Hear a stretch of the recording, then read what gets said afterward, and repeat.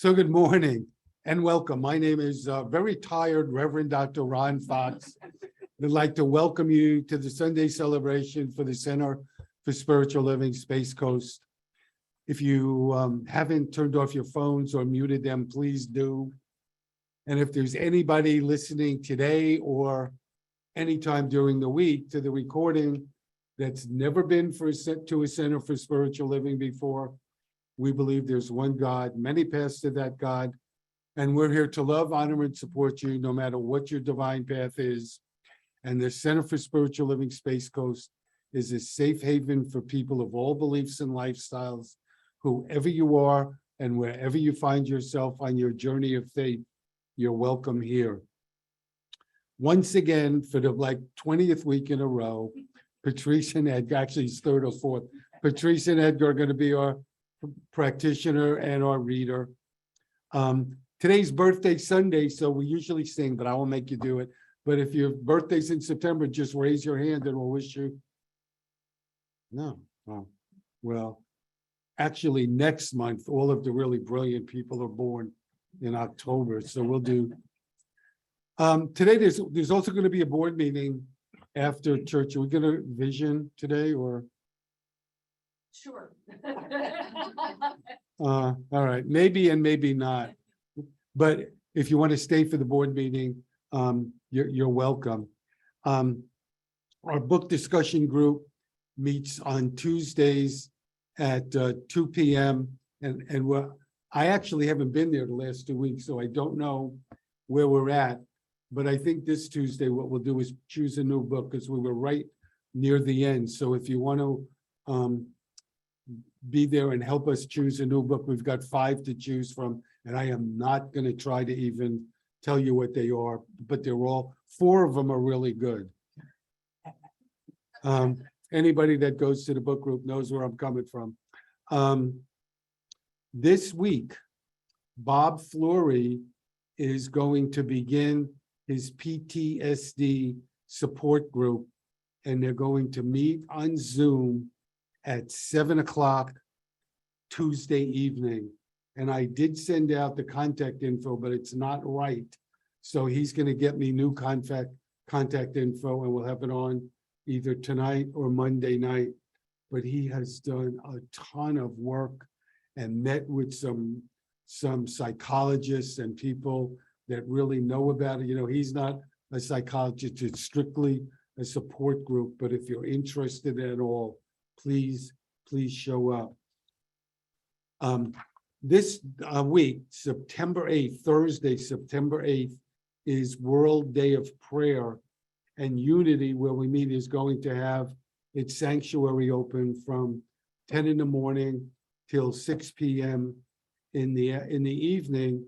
And then from 6:30, can you tell how tired I am? From 6:30 to 7:30 p.m., they're going to have a sound bath meditation, which is the drummer and Tibetan bells. It's really beautiful. It's free of charge. If you want to make a donation, obviously they'll accept it.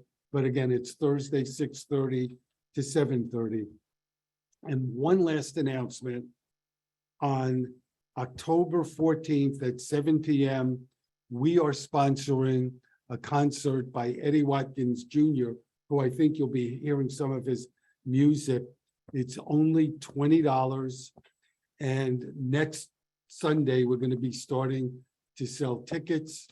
And if you'd like to help us on the committee, we can use people after the service on Sundays to sell tickets for us. So please let me know after the service. And with that, I'm going to sit down and go to sleep. Good morning. I love looking out at all the faces of God. That song has never failed to bring tears to my eyes. So if we could just take this moment to just kind of settle in, sink down, allow your gaze to soften or your eyes to close, allow your body to relax and just let go, or let go of everything that transpired before we got here to this moment.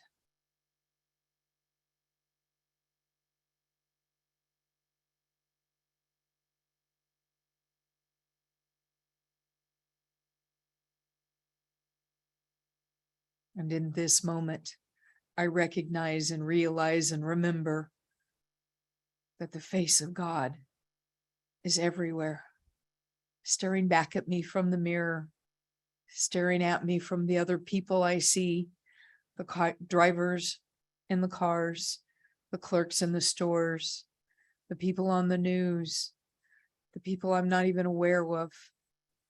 It's all the face of God. For I remember that there is only one. There is only one power, one love, one effervescent everything, always available, always present, right here, right now, in this room. And from that, I remember that kindness is absolutely the truth of my being. It fills every cell of my body, for it is absolutely the truth of who I am, why I was put here, what I'm here to do, to remember, to be.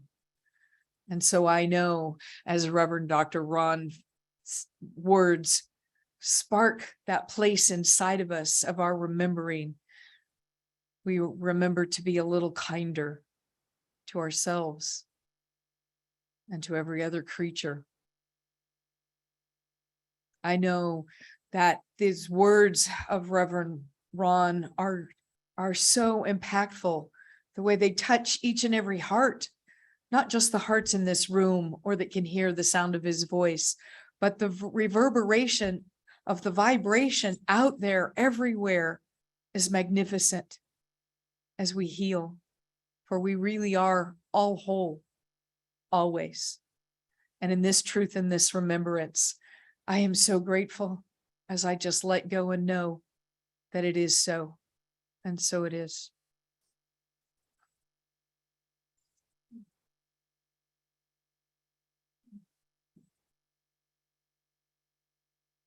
Good morning. Today's reading is from the Magic of the Soul, Applying Spiritual Power to Daily Living. And the section that I'm reading from is called Appreciating Every Moment. We can also recognize the magic that is present in every loss. I know someone whose son was quite disappointed because he had lost a very lucrative contract for some office remodeling. Later, he considered it a profound blessing because had he gotten the contract, he would have been working on one of the top floors of the World Trade Center towers on September 11th, 2001. Is there a situation in your life where you are feeling a loss that may in fact be a blessing in disguise? We can give thanks for every situation with the understanding that we may not always see the hidden benefits. What is beautiful in your life that is not being recognized in this moment? Imagine living life as an experience of awe and wonder. This is the magic of the soul. Is it possible to do this all the time? Maybe not. But then the question is, how much awe and wonder can you allow into your life at this moment? Practice letting more in on a constant basis.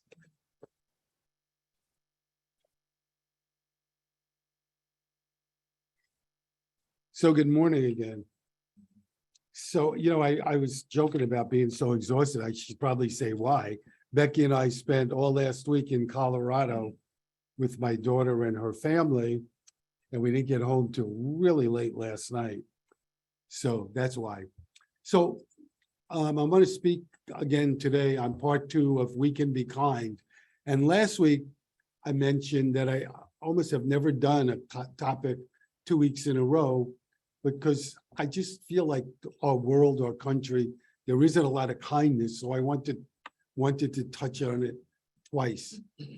And Ernest Holmes, for those of you who aren't aware of the Centers for Spiritual Living, Ernest Holmes founded the Centers for Spiritual Living, but he really actually, when he started out, wasn't intending to find a new religion or a new philosophy. He was a philosopher from Maine, and what he was doing from a very early age was studying all of the great religions of the world and trying to see what the threads were of all of these religions. And so I thought it would be interesting today, since I did speak again, and I talked a lot about Ernest Holmes last week, and I will later this morning, to just look at what some of the other great religions and philosophers talk to us about kindness and about love.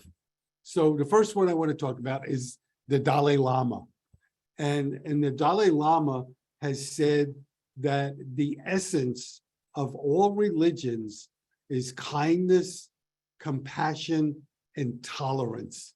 And he said compassion, kindness, and tolerance, he said that they're not luxuries, they're necessities for us in everyday life.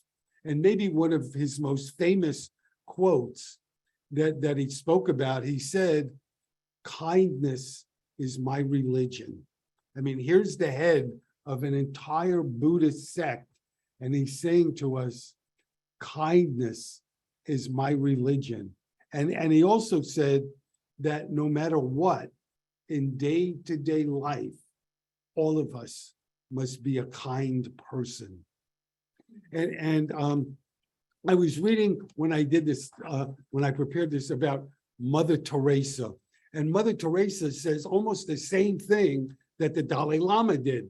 She said, God and compassion and kindness are one. And she said that doing small acts of kindness are really what compassion is all about. And then she relates a story kind of on herself. She said that she was out in the street one day and they picked up a woman who was really, really ill. And they pick her up and they bring her to Mother Teresa's hospital, and they give the woman a bed. And almost as soon as they put her in the bed, the woman smiles at them, says thank you, and dies. And Mother Teresa said, I wondered what I would have said and how I would have behaved if I were that woman. And she said, I think if it was me and they put me up in that bed, I probably would have said, I'm dying, I'm cold, I'm hungry, I'm in pain. And she said, but that woman, she gave us much more. She gave us grateful love, and she died with a smile on her face. And I thought to myself, here was this gift that this woman gave not just to Mother Teresa, but to the other people that worked there, that even at death's doorstep, somehow she managed a little kindness to the people that were taking care of her. So Matt Kahn is a spiritual writer, and I'm going to read something that he wrote in a minute. But in one of his books, he tells a story about kindness, and it's attributed to a Sufi character named Nasruddin. And if you're not familiar with Nasruddin, what Nasruddin is, he's like a teaching device for the Sufis. And so they have a lot of stories that feature him. And some of them are serious and some of them are humorous. In fact, a lot of them are humorous. But in this particular story, Nasruddin talks about somebody who's drowning. And there are people that see him drowning and they go to him and they say to him, give us your hand, we can save you. And he's reluctant to do it. And they come, give us your hand, we can save you. And he doesn't want to do it. Somebody else comes along, sees what's going on, and he goes over and says, take my hand, I can save you. And the guy reaches out, takes his hand, and he's saved. And so what's the difference? Nasruddin says the difference is that this fellow was a taker. He was used to taking rather than he was to giving. And so when the people said, give us your hand, it registered to him. When somebody said, take my hand, that he was willing to do, and it almost cost him his life. So let me read to you. Last week, I just, before I read this, want to mention that, and I'm going to do it again this week, kind of switch between kindness and love. And I said, I don't think it's possible to love without being kind. And I think probably the same is true too. So I want to read to you something that Matt Kahn wrote. He said, in every breath you take, love is always here. Throughout any personal encounter, love is always here. No matter what comes together or whatever is pulled apart, love is always here. In your greatest moment of achievement, or even in your darkest moment of uncertainty, love is always here. Whether in the aftermath of a tragedy or in the presence of your highest triumph, love is always here. When life is flowing, inspired, and harmonious, and even if it's frustrating, annoying, painful, or inconvenient, love is always here. When you feel alone or unsupported, love is always here. No matter what you understand, and despite what you have yet to figure out, love is always here. Despite your thoughts, regardless of what you choose or how you feel, love is always here.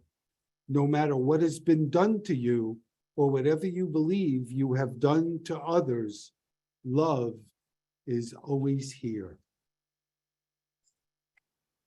So I want to read something to you that may be a little dated, but it has a message to it. And it's about relationships and kindness. And it was written by, I'm not exactly sure how to say this person's name, Judith Viorst. So she writes about the difference between infatuation and love. And she says, infatuation is when you think he's as handsome as Robert Redford, as pure as Solzhenitsyn, as funny as Woody Allen, as athletic as Jimmy Connors, and as smart as Einstein. Love is when you realize he's as gorgeous as Woody Allen, as funny as Solzhenitsyn, as smart as Jimmy Connors, as athletic as Albert Einstein's, and nowhere near anything in any category as near as Robert Redford. But you'll take him anyway. But you'll take him anyway. And she says it might be funny, but it's the crux of relationships when we allow the other person to be who they are and love them just the way they are. That's a form of kindness.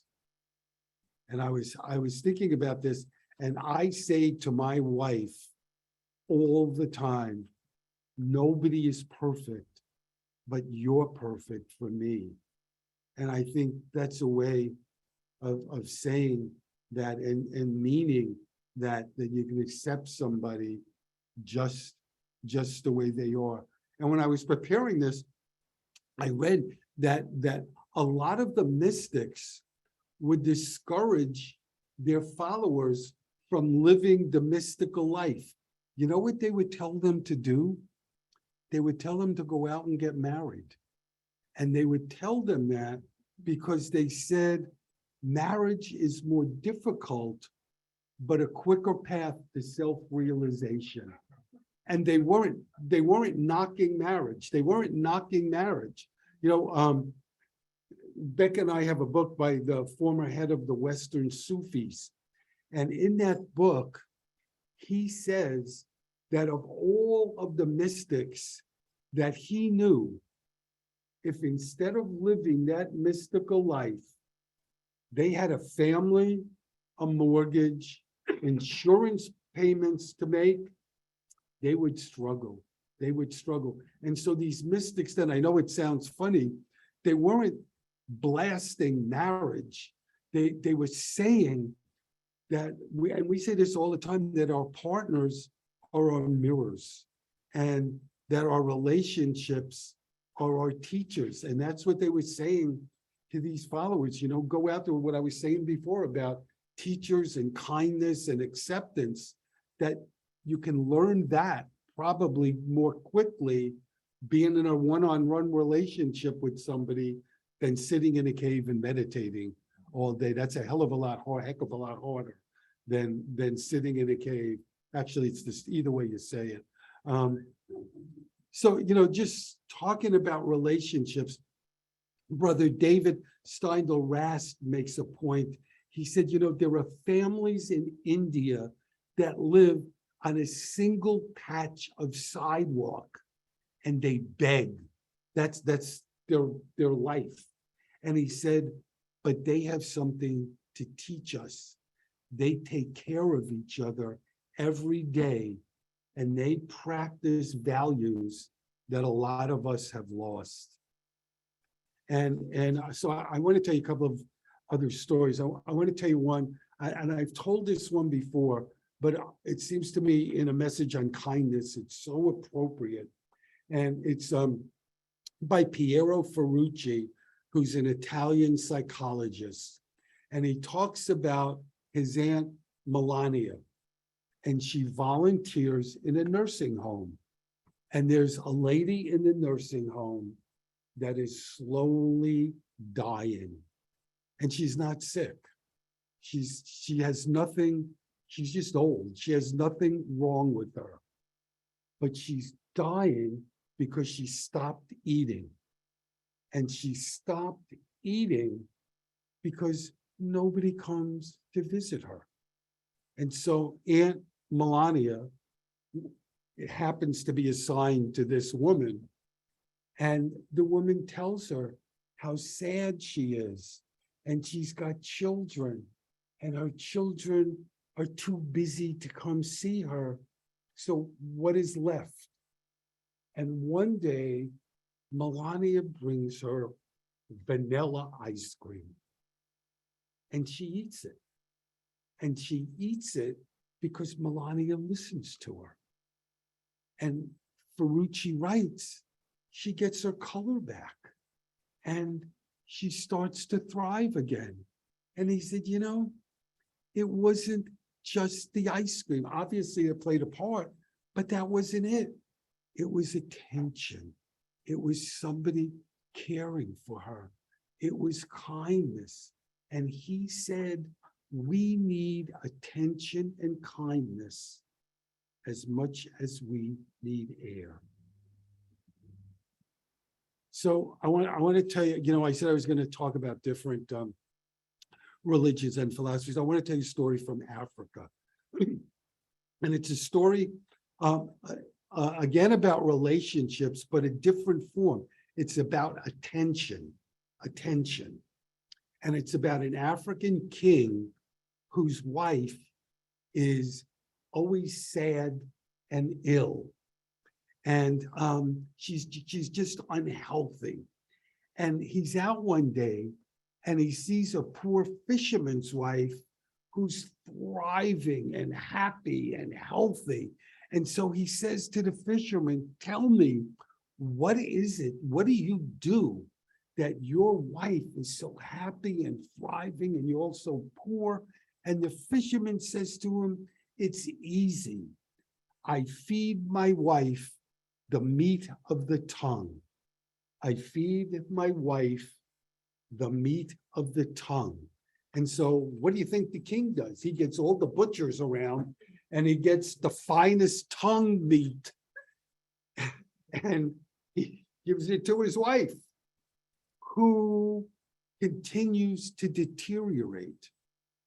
And so he gets really angry and he goes to this fisherman and he says, I want to trade wives. And the fisherman can't do anything about it. He's the king. So they trade wives. And a while later, the fisherman's new wife, the king's old wife, is thriving and happy and healthy. And the king's new wife, who was thriving and happy and healthy, is now sad and sick. And one day, the king bumps into his former wife somewhere. You remember now, it's a fable.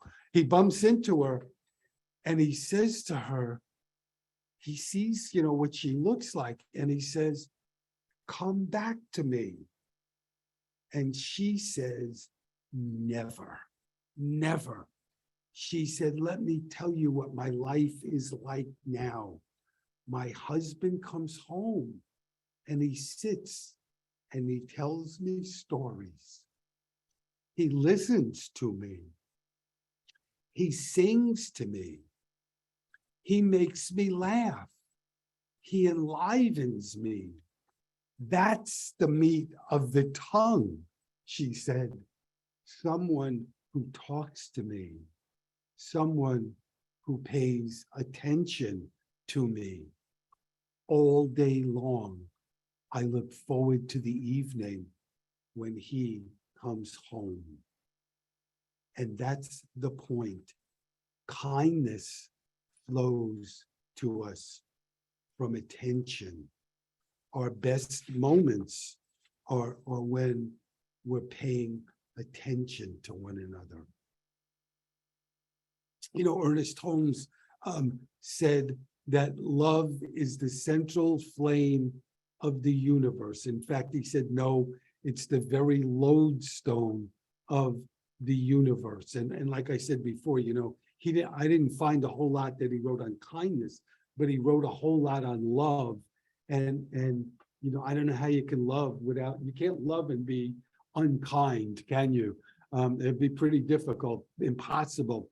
And he said, if we have faith and we have confidence in that love, that we'll know a pathway that the intellect will never, ever know. And I think what he was trying to say to us, he's telling us how important love is, and that we need to act not just from our intellect, but from our heart.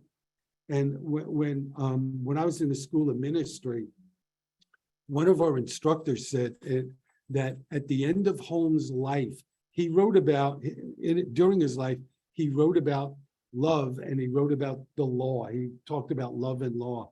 And at the end of his life, he told one of his confidants, if I had it to do all over again, I'd write more about love and less about the workings of the law. And so I want to read to you, I said I would talk about different philosophers. Here's a prayer from the Course in Miracles. I'm here only to be truly helpful. I am here to represent you who sent me. I do not have to worry about what to say or what to do, because you who sent me will direct me. I am content to be whatever you wish, knowing you go there with me. I will be healed as I let you teach me to heal. So one of my favorite spiritual writers is somebody named Wayne Muller, who's a psychologist and a minister. And in one of his books, he talks about suffering and kindness. And he said that sometimes our suffering can make us more sensitive and more kind. And sometimes our suffering can be our gift, that from which kindness and generosity and love can spring forth. And he said, you don't have to do anything extraordinary, just ordinary things with great tenderness. And that's something Mother Teresa said, we don't have to do anything extraordinary, just ordinary things with great love. And Muller was saying the same thing. And he said, we just give from what we have, a kind word, a visit, a phone call, a meal, a touch. We give, really, the bottom line is we give from who we are. And we don't have to wait for any perfect moment, because any moment is perfect for us to express kindness. And, you know, I read this quote 2 weeks ago, and all week long at my daughter's, I was thinking about this because it's so simple and I love it. It's from Gandhi. And he said, the fragrance always remains on the hand that gives the rose. The fragrance always remains on the hand that gives the rose. So last week, I said it was an audience participation message, and I asked you guys to help me. And I want to do a practice this week, but you don't have to do anything. I'll do it all. All you have to do is close your eyes. And just, and if you don't want to close your eyes, you don't have to. I want to do a Buddhist practice, and I'm going to go through it 4 times. You'll see. And it's just simply called a loving kindness practice. Okay? May I be safe. May I be healthy. May I be happy. May I be at ease. May I be filled with loving kindness. May I be peaceful. And now I would just invite you to bring somebody into mind who you love, who you really care for, and will do it for them. May you be safe. May you be healthy. May you be happy. May you be at ease. May you be filled with loving kindness. May you be peaceful. And now I would invite you, bring somebody into mind that maybe you're having a difficult time with, maybe even that you're estranged with, and we'll do it for them. May you be safe. May you be healthy. May you be happy. May you be at ease. May you be filled with loving kindness. May you be peaceful. And let's just do it one more time for yourself. May I be safe. May I be healthy. May I be happy. May I be at ease. May I be filled with loving kindness. May I be peaceful. So I'm going to read one last thing to end this, so you can keep your eyes closed if you like, or open them, whatever you're comfortable doing. And it's actually even goes beyond kindness. It's from the book Night by Elie Wiesel. And for those of you who don't know, he's a Nobel Peace Prize winner. I'm going to read you, it's a little bit long, but it's pretty powerful. I'm going to read you just a piece of the acceptance speech he gave the night he won the Nobel Peace Prize. And when he speaks in there about a young Jewish boy, he's talking about himself. I remember it happened yesterday or eternities ago. A young Jewish boy discovered the kingdom of the night. I remember his bewilderment. I remember his anguish. It all happened so fast. The ghetto, the deportation, the sealed cattle car, the fiery altar upon which history of our people and the future of mankind was meant to be sacrificed. I remember he asked his father, "Can this be true? This is the 20th century, not the Middle Ages. Who would allow such crimes to be committed? How could the world remain silent?" And now the boy is turning to me. Tell me, he asks, what have you done with my future?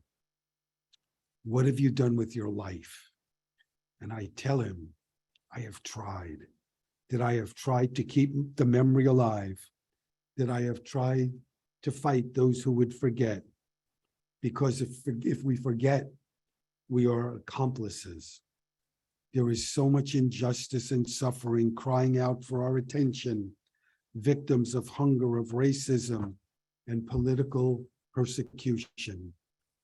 There is so much that needs to be done. So much can be done. One person, a Raoul Wallenberg, an Albert Schweitzer, a Martin Luther King Jr., one person of integrity can make a difference of life and death. As long as one dissident is in prison, our freedom will not be true. As long as one child is hungry, our life will be filled with anguish and shame. What all these victims need above all is to know that they are not alone, that we are not forgetting them, that when their voices are stifled, we shall lend them ours. That while their freedom depends on ours, the quality of their freedom, the quality of our freedom depends on theirs. This is what I say to the young Jewish boy, wondering what I have done with his years. It is in his name that I speak to you and that I express to you my deepest gratitude as one who has emerged from the kingdom of the night. We know that every moment is a moment of grace, every hour an offering. Not to share them would mean to betray them. Our lives no longer belong to us alone. They belong to all of us who need us desperately. Thank you for being here. God bless you and have a great week.